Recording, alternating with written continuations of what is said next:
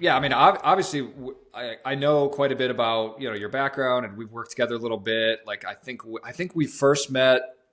It was in Chicago. I don't remember what year it was, but I want to say that we just first connected at like it was like a networking event or something, right? Or it was like through a mutual friend, and we just kind of were both. I think just kind of getting started out. I was doing like kind of marketing strategy. You were doing video production. So I think one of your first kind of entrepreneurial sort of stops along your in your journey was kind of doing video production, right? It's like digital marketing to go along with video. Um, Yeah. when did Well, when did that start? Like what was that like the first uh, the first sort of entrepreneurial thing that you did in the marketing world, or like where did that come uh, from? in the marketing world, yeah, I was first actual entrepreneurial thing. I tried to start like a roasted nut business.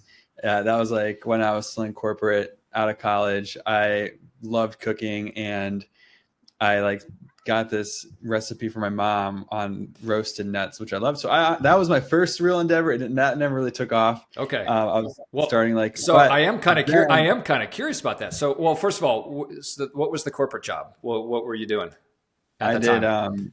I was like a consultant at a boutique firm that implemented like Salesforce and Microsoft CRM Okay. at enterprise level companies. So Okay. And big company. how long did you do that?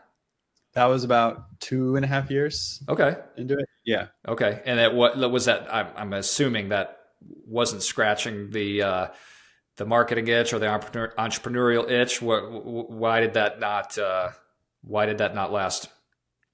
Yeah. I guess while I worked there, I mean, it was a great job out of college, but I would always have some kind of a project on the side to keep me entertained. At the very beginning, when I moved to Chicago, I was just super inspired by the food scene. And cooking. I started like uh, I guess like before like the topic of influencers was even like in the mainstream language, I was making a lot of foodie videos and like growing a following on Instagram Yeah. with like the Chicago food scene basically and like home cooking. And that kind of led. So that was kind of like I've always been passionate about like videography as well. Always did that ever since I got a camera like sophomore year of high school. So I've always been making video. I've always been making videos based on whatever my interest is at the time. So whether it was like a Call of Duty gaming video in high school, or now after college making food. I loved the food craft, but then simultaneously I was making videos about it. So like always loved video editing and that whole fascination. And yeah, the more I did that at this corporate job, I started like buying more courses to be a better storyteller, and I got just really passionate about that. And I realized, wow, this is something I want to do. Like I want to make a living doing what I'm passionate about. I had a lot of fun Hmm. at my corporate job, but I was just getting burnt out, in a consulting agency with billable hours. There's kind of this like culture and pressure to be the guy at the top of the leaderboard with the most billable hours every other week. And that was just like a recipe for burnout for me. And eventually I like was getting enough confidence in my video production skills. I remember one day that I was like super stressed out at work, and I had this big whiteboard that I would always keep my ideas. And I said, 1 year from today, I will quit and pursue making a living doing what I love. And that was kind of for me. I was like, all right, I'm gonna make a plan to save money, Yeah. whatever it takes to then like have a little net and take a shot at, I guess, starting my own business Yeah. full time. And the idea for the business for the this recipe for a roasted nut business, like was that where you just kind of like doing videos about that stuff, or was that just like a one-off thing that hey, I'm gonna go to try to make this work? Yeah, it was just like a one-off thing. I was making cooking videos. I was making videos like featuring a local Chicago food thing, and then I don't know. I just got curious around packaging and things, and it was just like another creative outlet to experiment with Yeah. logos, packaging, creating a product that I could sell. But that did not get very far, honestly. No. Did you Yeah. kind of get deep enough in it where at least you were able to walk away and go, oh, hey, I learned. I learned some important stuff from that. From because I don't know. I find that there's all sorts of like little creative endeavors, or getting involved with startups or having a business idea. Even if I don't even make it that far pursuing them, Mhm. I always feel like maybe this is just my ultra optimistic glass half full. Like I'm able to find little takeaways and things I could learn. Was there anything from that business idea, or I don't know, even later on with like the video stuff you were doing that Hmm. you took away?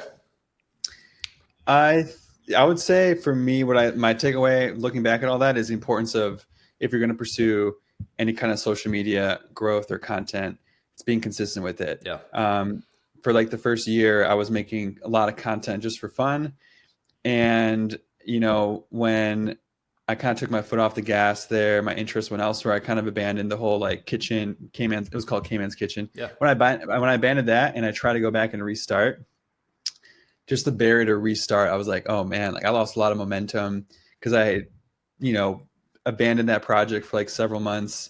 Getting back into it, I realized how consistent I was prior and growing a following. yeah.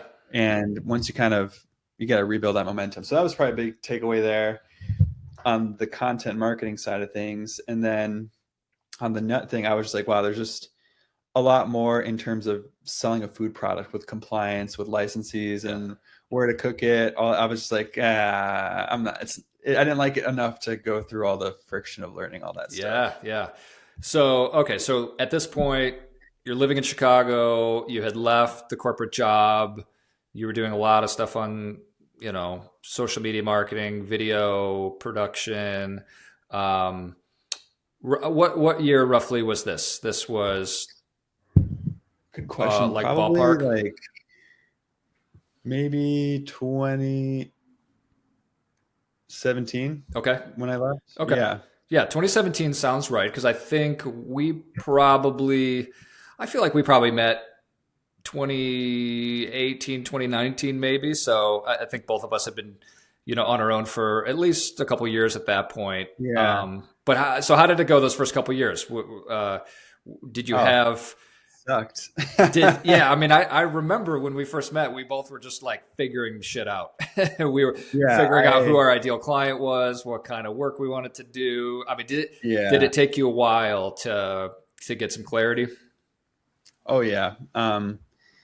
Let's see. I'm like looking up LinkedIn to see my timeline because that's my source of truth right now. So yeah, 2017, I took the plunge, or like 2018, March 2018 was my last day at corporate, and I floundered for 3 years. I was broke, barely getting by, um, doing a lot of video production for just a hodgepodge of different clients, industries, Hmm. business models, and I floundered. I think it was a yeah, like reality of what it takes to run a business like really hit me. Hmm. And I would just go from project to project, sometimes like droughts of not getting enough.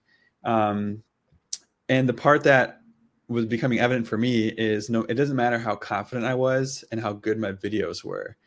It came down to my ability to sell, to market myself, to make a potential client understand the value that we're creating for them. Hmm. All those things are things I know now, but at the beginning, I didn't. And I'd be like, oh, wow, I put so much effort into making these videos amazing. And then when a client's like, I'll hire you for $500. And it's like, I was consistently undervalued, getting underpaid, putting in so much time and effort into like projects that at the end of the day, if you add up all the hours, I was probably making way below minimum wage on Yeah. these things. So it was a struggle for like the first 3 years doing that. Yeah.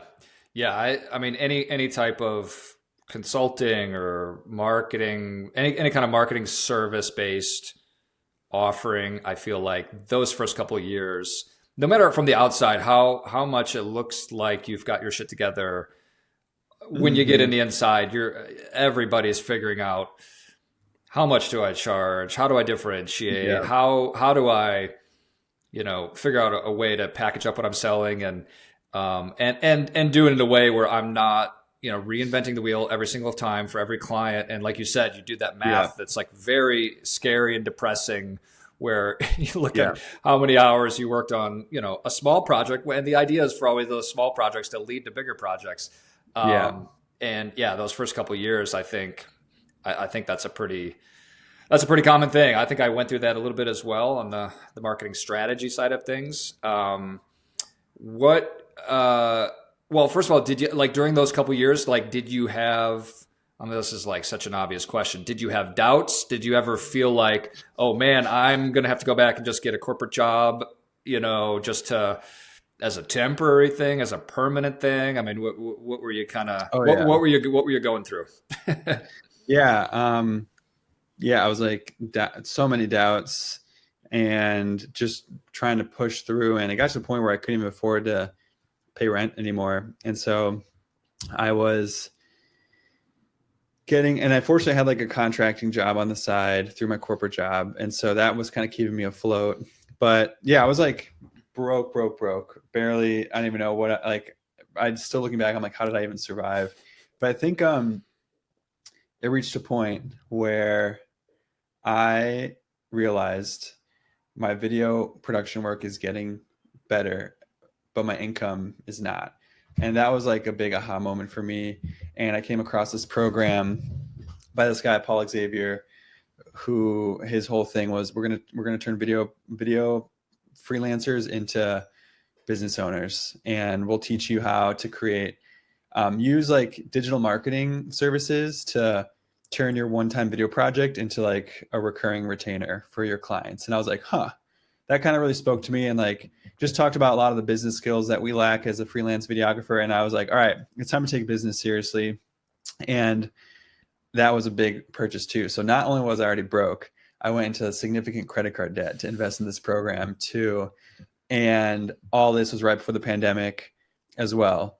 And so like I was like, I don't even know. I honestly had no idea how I got through that, but that program really helped me put a business hat on, and it started teaching me like digital marketing skills, like it started talking about funnels and how to create better offers and how to package your services, how to run digital ad campaigns so the videos you make get seen and actually help your client attract new business rather than just post it on their social media and it collects dust. So it started like giving me so much skills and confidence to transform how I serve a client with video. So I started transitioning to taking retainer clients instead of just doing one-time video project, which helped a lot. Yeah.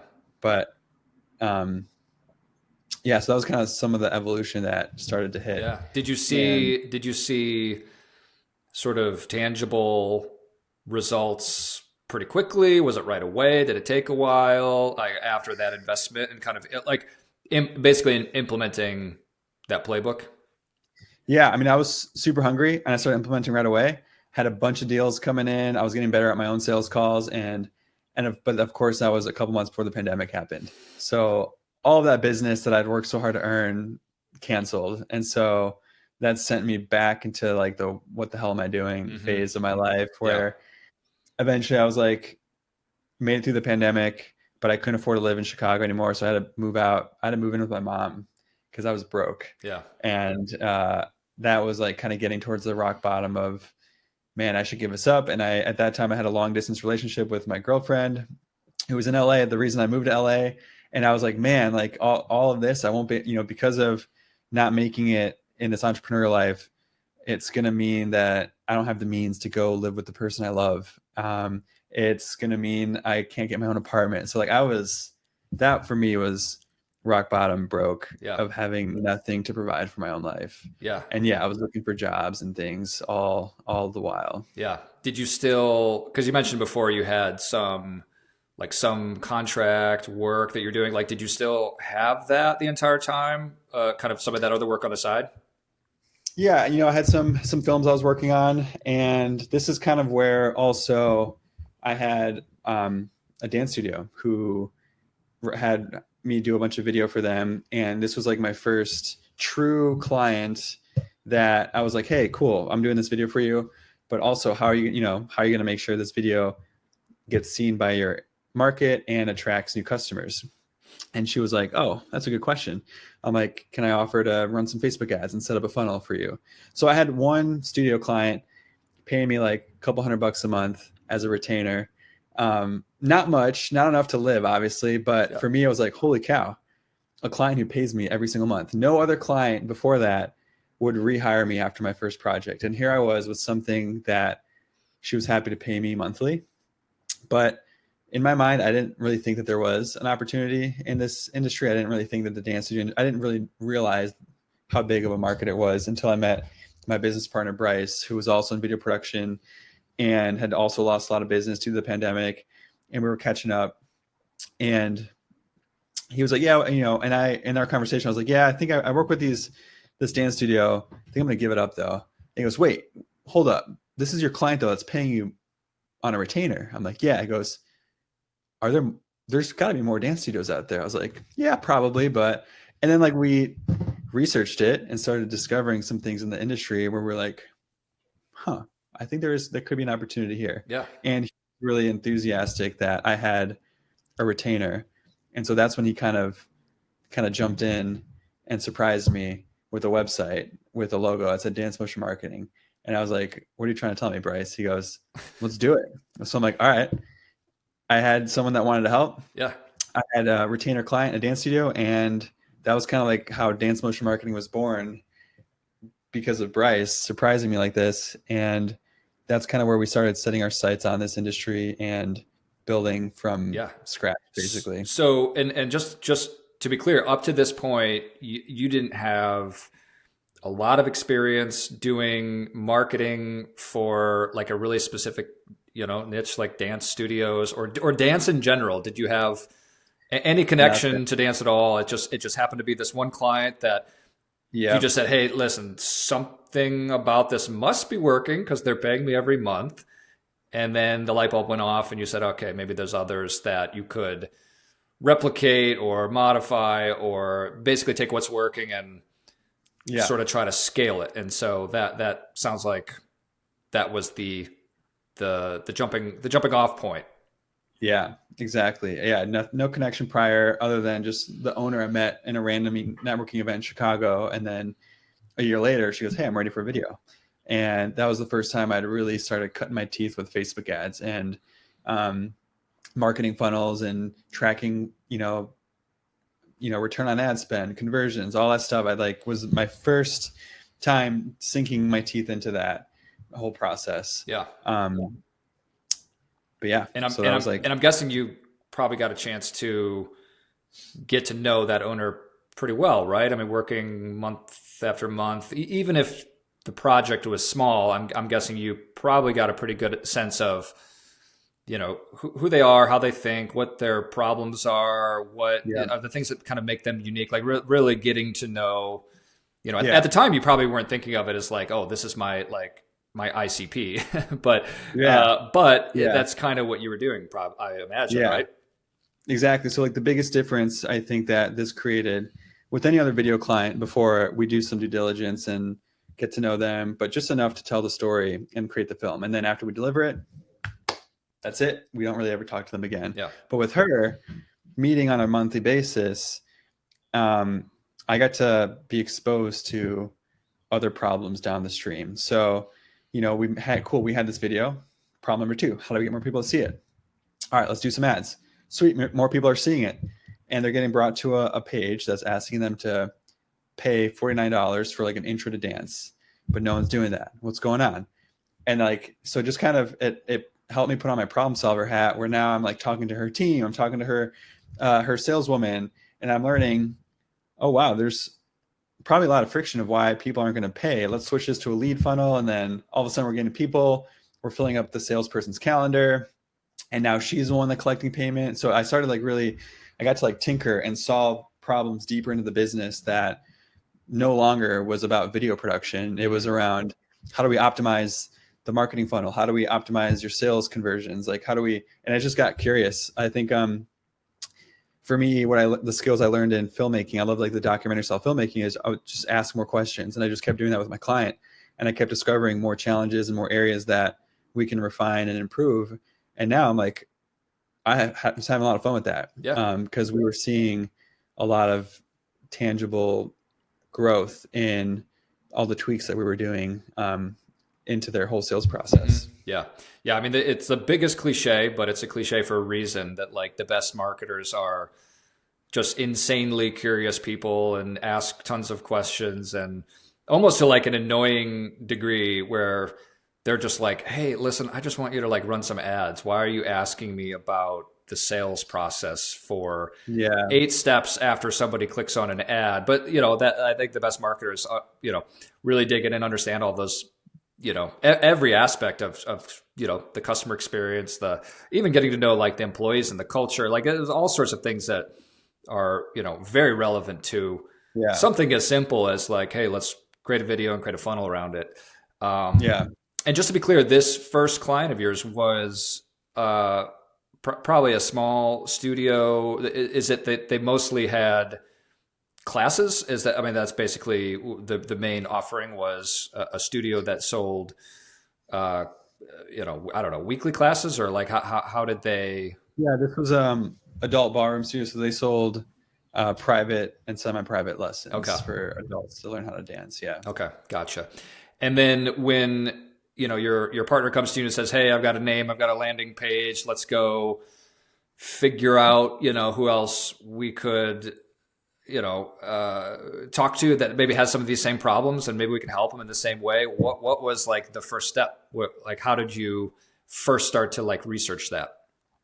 Yeah, so that was the beginning of the grind, and just building email lists of dance studio owners, scraping leads, looking on Facebook, and just really like everything we could to scrape leads and build lists. And it started a lot of, direct outreach on Facebook Messenger, on email campaigns, just like throwing everything we could at everything. And the way that we started out was just hosting, like trying to, do webinars or content. So like I'm like trying everything I can get my hands on. Like I'll watch a Russell Brunson webinar video, and then we'll put together a webinar. And like it was just a whole bunch of stuff to get studio owners to talk to us. And it was just that was just kind of, once we had our target, hey, we're going to go out to dance studios, we just kind of put our heads together and did everything we could, from cold calling, cold email, Facebook Messenger, just trying to do whatever we could to get in front of this industry, and just iterate based on everywhere we pissed someone off or got a success. So we just like learned and iterated our approach a lot as we just continue to reach out. Yeah. Yeah. If you don't feel like you're being a little bit annoying, you might probably not doing something right, because that, just when you need to just talk to somebody and just get like just any conversation of like figuring out, they might have zero interest in hiring you, but sometimes like finding out the reasons why is insanely valuable to help you kind of go figure out how to have the conversation with the next one. So what were some of the things that were most helpful during that time, or most fruitful? Like, do you have a memory of like a specific outreach that you did, or something that like worked really well that maybe surprised you, or just in hindsight you're just going, oh, thank God we did that? Yeah. So we quickly learned that this industry has been ripped off, taken advantage of by marketing agencies. And so we realized, oh man, like these people are like really jaded about marketing agencies. And when we learned that, we decided to take a different approach, and kind of took a page out of Gary Vee's book of give, just give value. So we just started creating a space and I think the one that stood out the most was when we learned we got like 10 people into a room, a Zoom room, for a webinar. We went through an hour worth of content. And then I remember this one studio owner was like, yeah, I've heard all this before. I just want someone to tell me why my ads aren't working. I'm like, all right, do you want to look at them together right now? And she goes, yes. And we pulled up her ads, and I immediately was like, oh, you got to tweak this headline. This part's confusing. Oh, by the way, you should probably send this to a landing page. And then that was like, for her, like, holy cow. So the 60-minute webinar we put together, useless, not valuable. It was the feedback, giving them Yeah. feedback on their existing ads. And that kind of sparked a recurring Thursday live. Every Thursday, we start on Facebook group, and Yep. then we call it every Thursday, we're going to do the marketing makeover live. Come, bring your ads, bring your social media posts. I'll give you feedback. And that was like the domino effect where studio owners started bringing their friends in because they're like, hey, these people are super helpful. They're not trying to sell us anything. They're just giving us honest feedback about our marketing. And that was the beginning of us kind of building our momentum. We weren't even selling anything. Like I tell you, we didn't make a single penny in this industry for like the first 16 months in business because we realized there was a high barrier of trust. There was a real need, but they were very skeptical. And dance studio owners is a very tight-knit community. And so they all talk. They talk to each other. They all know, they tell each other who to avoid, who to go to. And so we were like very careful with that. And so we just started by providing a lot of real value and just learning more about their pains, their frustrations, where their gaps are in their own marketing and growth, long before we ended up putting together any kind of offer that we asked and that we charged for. Yeah. I'm curious, the kind of low level of trust, which sounds like that was a big barrier. Was that because a lot of them maybe have worked with agencies that are just like, hey, we'll spin up a really nice looking website and a couple ad templates and just flip them over to you, and then you go figure it out. And then they would like probably spend a decent amount of money on that and not really have any level of support or feeling like, is this working? Is it not working? And then eventually they find out it really didn't work, and they wasted, I mean, wasting money is not good, but also wasting a lot of time is just as bad. So I'm guessing maybe there was some of that. Yeah. When we started at that time, there was maybe one other marketing agency that helped dance studios, but it was someone that, we just got feedback, but they just felt like this person robbed from them. So outside of that one, any other previous attempts were probably from like generalist agencies that have high retainer fees, and they implement strategies that don't really work for dance studio. Once we got into it and, later down the road and managing campaigns ourselves, we realized a lot of what marketing agencies and the marketing world teaches doesn't really apply to a dance studio. And I think, how so? A generalist, well, when you think about like a funnel, I would say, the traditional agencies probably always are going to, try to get you to do the top of the funnel, middle of the funnel, bottom of the funnel, different kind of concepts for different types. But that's just a little bit overkill for a dance studio. They really don't need any top of the funnel advertising. They don't really need retargeting. They just need a simple lead generation funnel. Is what we ended up realizing. And so I think those are some of the things that we encountered where they just had lost a lot of money to some other agencies that didn't really explain to them what was happening or create any kind of ROI in their business either. Yeah. So they maybe came in with some assumptions and delivered something that, maybe best intentions and no malice, but it was just like maybe a little bit more complicated than what they needed. And and with a dance studio, they're not business owners themselves either. They didn't start a dance studio owner because they were entrepreneurial. They started it because they love dance and they want to impact more kids. And most marketing agencies, from my understanding, just stop at the ads and the marketing. They don't really, and studio owners need way more help than that. They need just basic business education. They need to understand the importance of and how to follow up with their leads, how to, convert them into trials or registrations. And if you don't have that in place, you can run ads all day long, no matter how good the ads are, no matter how many leads you're getting, everything else. If you don't have a good follow-up system, if you don't have a good sales process, all that work and money goes to waste. Yeah. I have a feeling what you just said probably is the answer to this question, but in that like 16-month period, did you have any like kind of big aha moments of like, okay, you're doing these like weekly calls, you're talking to a lot of people, you're solving all of these like kind of small problems, but did you ever have the aha moment of like, okay, you put together all these small problems and what we're learning about these folks, like you just said, they're not, these like savvy entrepreneur business owners, but they're, in many ways they're artists. They love dance and they're part of the art community in a way. And And so what was kind of like the biggest takeaway from all that? Or is it just Yeah. as simple as like, hey, listen, we understand now kind of who they are, how to talk to them, how to get on their level, to not be the flashy marketing people, but to like Mhm. kind of speak to them in the way that makes sense to them. I'm guessing it's probably a little bit of all of that, right? Yeah, that's a great question. I think after so many weekly lives and learning enough, we learned enough to understand, figure out what are the gaps in their knowledge. And so, Bryce and I, we had put together a 6 week boot camp where every week, and we kind of went from like creating offers, setting up your ads, how to set up your funnel. Um, what else was there? I think it was like the sales process, the lead follow up. Like we'll teach them all of this, and it was great. And that was our first sold. We sold it for $1,000 Mm-hmm. for 6 week program.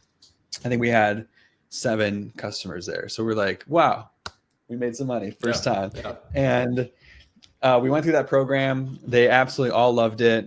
They were And was raving this about it. was this a like a group kind of experience Yeah, it was or? like a group Oh, okay. Yeah. Yeah. cohort. Yeah. Yeah. Yeah, Gotcha. so it was live calls every week, Yep. in a more structured format.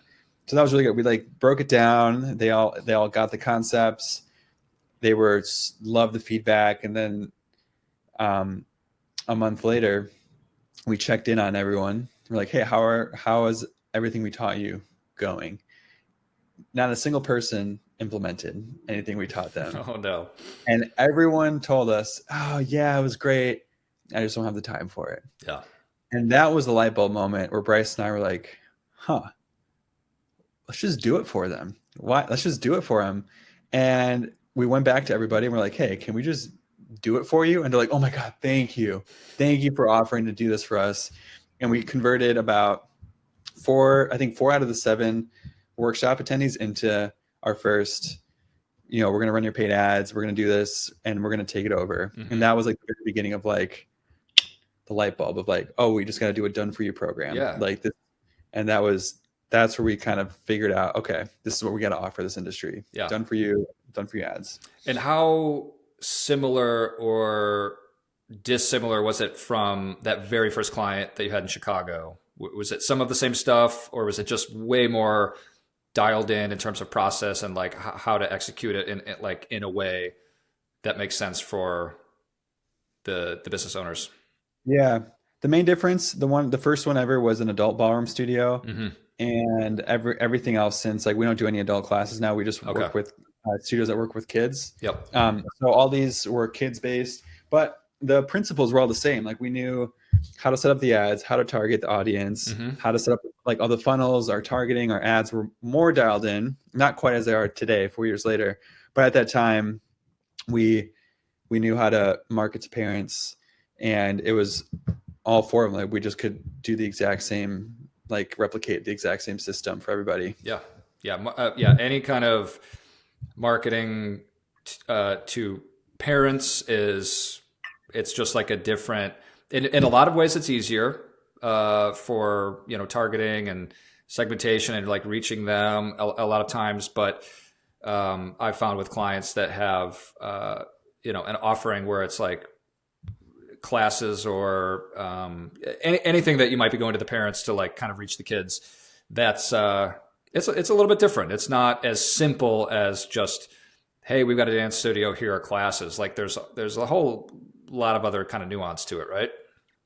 Yeah, I mean, you got to learn. When you got into it, we just realized like you got to start easy, and for us, the simple goal, the most immediate goal that we found effective is if we can get a parent to show up with their kid, then your chance of turning them into a customer exponentially goes up.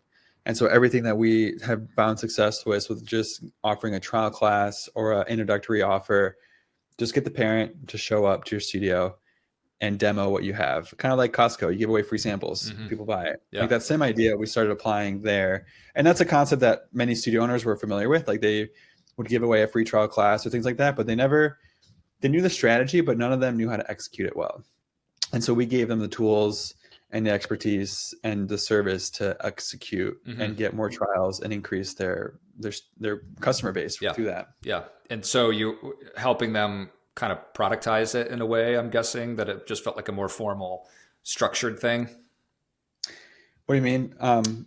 Like their programs or? Yeah, or in addition to just like helping them with the marketing, but like actually helping them on kind of structuring their offer, making sure that it's really clear how the whole process Yeah. works, how you do the free trial, so that like it's just very clear that you might have something that works really really well for one client, and you help them with, and you go, okay, well, why wouldn't we take this great approach that they're doing to just make it very clear and feel like Yeah. just a very clear product of like, hey, this is what we're selling, and a component of that might be like a free trial or whatever it is, and Yeah. then kind of Yeah. applying it to all the other clients. Yeah. No, that's exactly it. I think once we would learn from everybody and then just make our system way more Yeah. streamlined and then share it with everyone else. And so Yeah. very simple, like see an ad, opt in for this trial for this class pass, get them to show up for the first time, give them a good first impression in the first day of class, sign them up Yep. on the spot. Like that was Yeah. And were these first kind of wave of clients like all over the country? Where were they geographically? yeah, I think East Coast, some Midwest at the very beginning. Yeah, none of them were local after the Chicago one. Okay. After that, yeah. Okay. Cool. And then like so once you got everything kind of turned over to, hey, we'll just do it for you month to month. You got a process. What was the first handful of months after that? Was it just were you really focused on just like, all right, we've got these clients, let's deliver a ton of value, let's figure out, make sure it works? Like at what point were you kind of going, okay, let's see how do we maybe scale this and go, bring some other clients in? Was that right away that you were trying to do that, or what would that look Yeah, like? of course. I mean, once we found the footing, we wanted to get after it.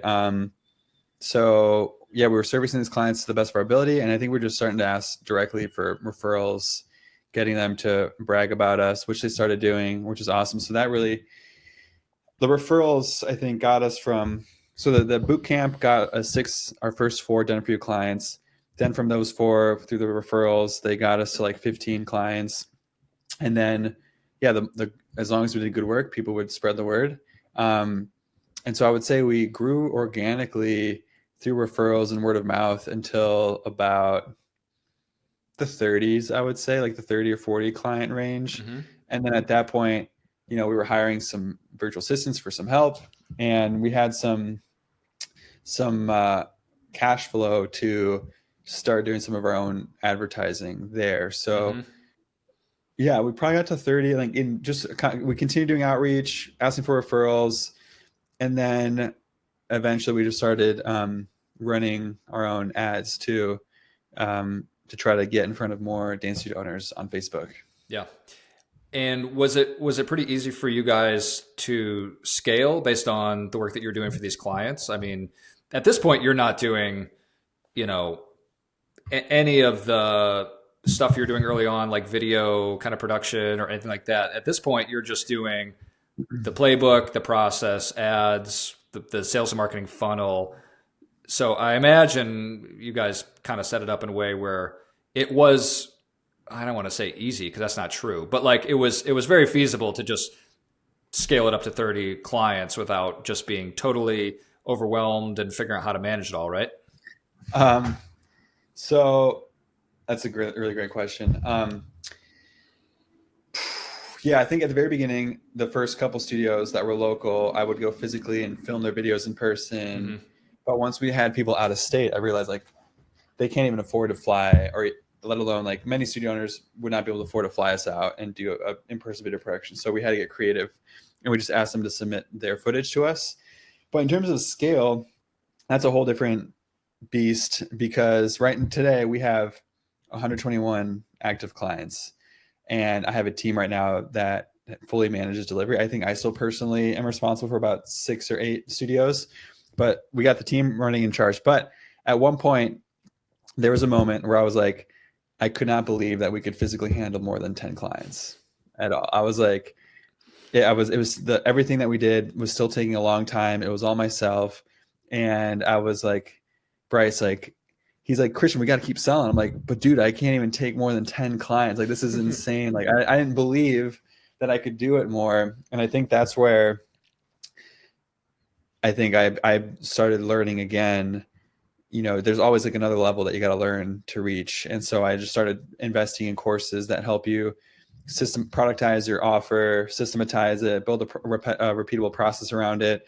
So those are the kind of things I had to learn every time I reach a ceiling that you feel like you can't get past, whether it's a limiting belief or a lack of skills, I would always just like scramble and find or buy a program to like learn that skill and then get to the next level. So before we got to 30, I was like 10 was my max. I was like, I'm burning out. I'm working day in and day out. Like there's no way this is feasible to go past it. But we found a way after tinkering and learning how to make it more efficient. Yeah. So every time you kind of reach that point in time, you're like, oh my God, what are we doing? How the heck are we going to take on more clients? You could just kind of figure it out. But like, did you have like a really specific moment where, and maybe it was earlier, even like around that 10 client mark, or maybe it was the 30 client mark where like, did you have a moment where you're like, oh, holy shit, like this is definitely working. Like we are now kind of we have a little bit of something to lose. Like where before, and I've been in this boat having all these, little side hustles and businesses and, different things that you try. And there's this feeling of, well, I got nothing to lose. I might as well try it. But then at some point when it really starts working, that feels like there's a little bit more at stake. And it's like, oh my gosh, this is really working. Like, did you have one of those moments or many small moments? Like, what was that like for you? There was a lot of, I would say it was, I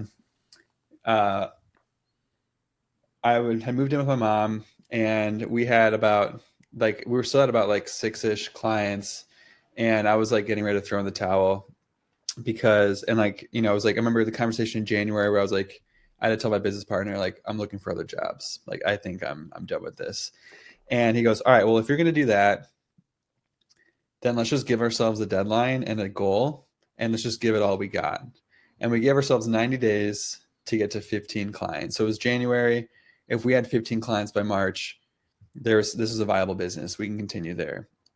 And at that point, like you said, when you have nothing to lose and you're ready to give up, I think I started doing all the things that I was scared to do before, about being a little bit more bold and direct in our outreach and our sales.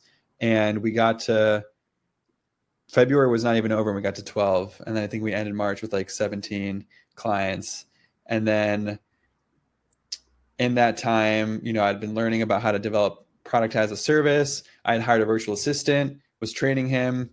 He was doing it. And then I was like, oh my gosh, cool. I can work on this client while he's building these other 3 clients. And that's when I realized we can really grow this thing. I was able to transfer my knowledge to someone else to do it for me and take these clients off my plate.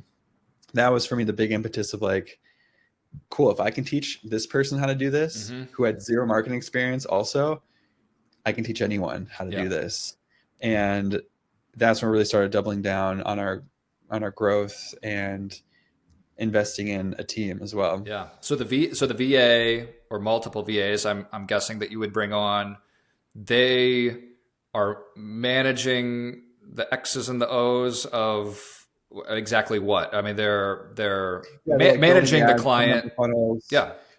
I was still speaking with the client, but so I would meet with the client, do our monthly call, do the strategy, and then the VA would like build it all. Like they build ads, do the copy. I had like templates and everything. So they would kind of do all the busy work while I would meet with clients. Yeah.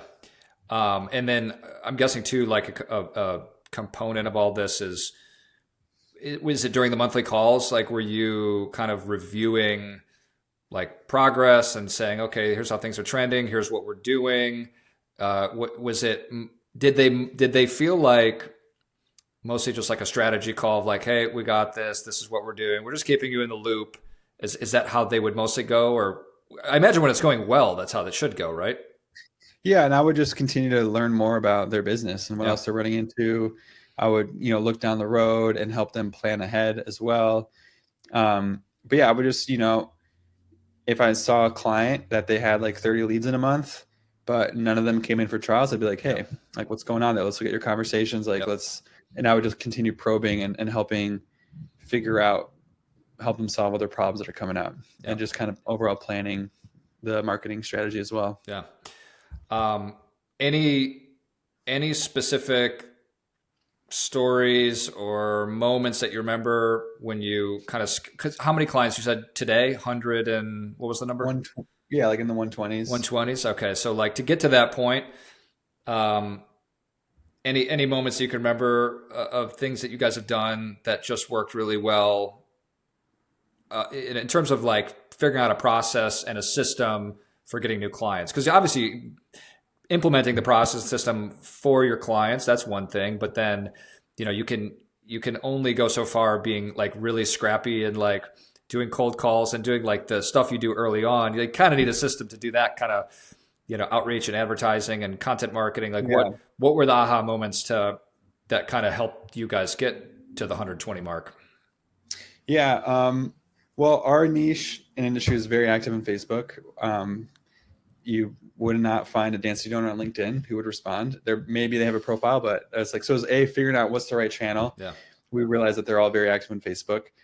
And so all our advertising we do directly to Facebook. And so we would just film testimonial videos of our clients getting results and advertise those, get them in front of more dance studio owners and invite them to apply to work with Dance Motion Marketing. And so we kind of have like an application based marketing funnel where we're advertising there every day and just showing the impact and success stories of our other clients that we've worked with in the past. Yeah. I imagine the referral component never really goes away either, right? I mean, it's still a pretty close knit. It actually has, because now Okay. there's way more competitors in the space, in the dance industry space, in the marketing. Before, when we started, we were like the only one or two. And Yeah. so very common that studio owners love to brag about us and they would post about us in their Facebook groups. Hmm. But now the referrals is an interesting tough nut to crack, because we're like that amazing babysitter that you don't want to share, because then like they won't be able to babysit your own kids. And so they're very, actually, it's gotten to the point now where they're very protective Yeah. about sharing us, because we get them really good results and we are their competitive advantage. Yeah. And they don't want other dance studios to find out about that. Yeah. Interesting. So the referrals have kind of stopped, which is interesting. But now today, we are getting more known. Like, we're showing up to the conferences in the dance industry, just providing a lot of just educating studio owners on it. And so we're kind of developing our own, celebrity status in the industry as well as we get out there. So that's been a big thing. But for us right now, our main channel is advertising on Facebook, and that is doing pretty well for us. Yeah.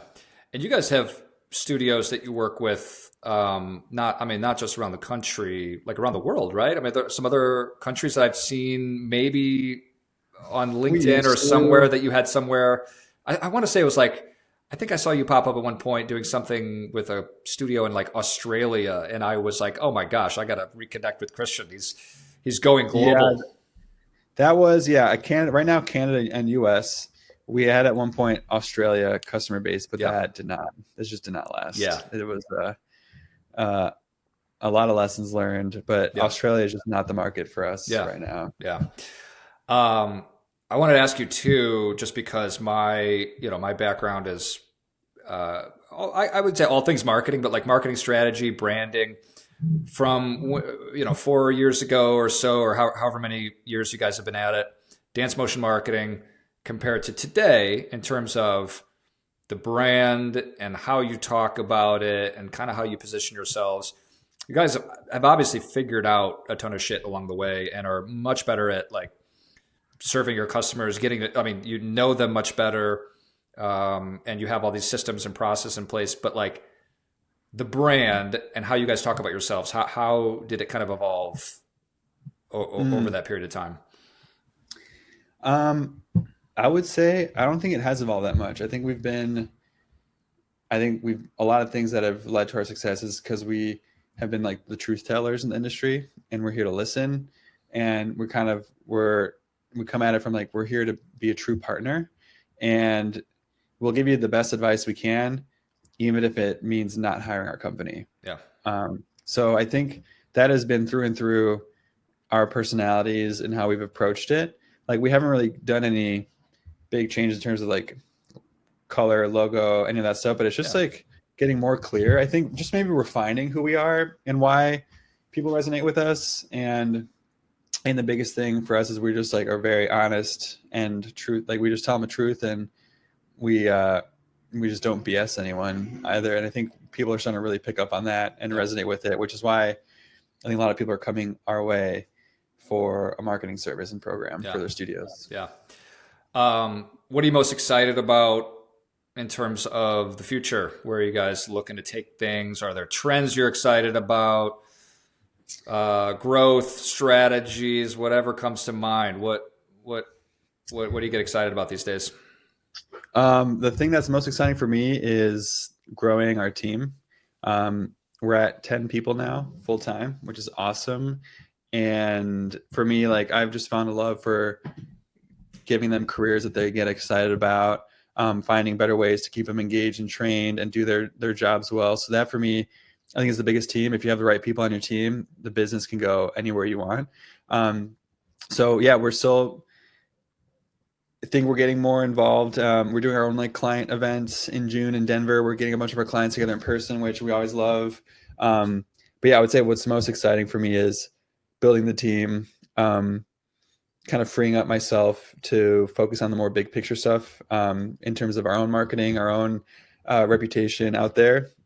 And yeah, so I'm just pumped about the team we have. I think we have all the right people doing the right things, and now just got to keep hiring and growing the client base too. Yeah, that's awesome. Yeah, I was excited to chat with you and catch up because I remember. I mean, again, this was like years ago that we were sort of connecting and doing some work together, and I remember a lot of the conversations were around finding like a niche and like really attacking it. And there's that like existential fear that a lot of people have that it's like, oh my gosh, if I like really commit to this one niche, like I won't be able to like work with these other types of clients, or I won't be able to do this other type of work that I love to do. And that could be kind of like a scary thing, is to just put a flag in the ground and say, no, this is like exactly who we are and who we help. And it's like a very specific offering and a specific audience. And it's just so cool that you were able to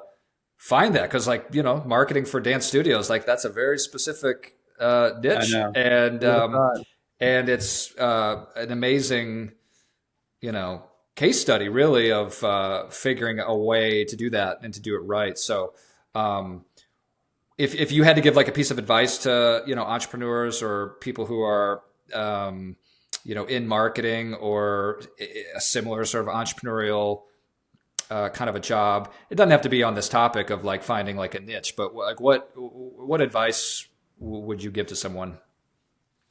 The advice I would give, I mean, I'm a big believer in niches. So if you haven't already, niche down, because that was the biggest turning point. But aside from that, I think it is just patience in the process. Because looking back, you know, I had a lot of people in my life that were like, what are you doing? Like, I don't even understand what it is you're doing. And it's like, you may not see where this all leads to, but if you keep working at it every day, I believe that messy middle, that random finding who you are, is all necessary to lead you to the path you're meant to be on. And I think it was all necessary, like even going through trying to create a nut company, whatever that was at the time, all that is part of the evolution of becoming who you're meant to be. So just be patient with it. And the more people I meet in the industry and other agencies and other people who are at successful points in their business, is because they just stayed in the game. They were patient. They didn't give up. And I think that's like a key success criteria there. Just endure it and it will come. Yeah.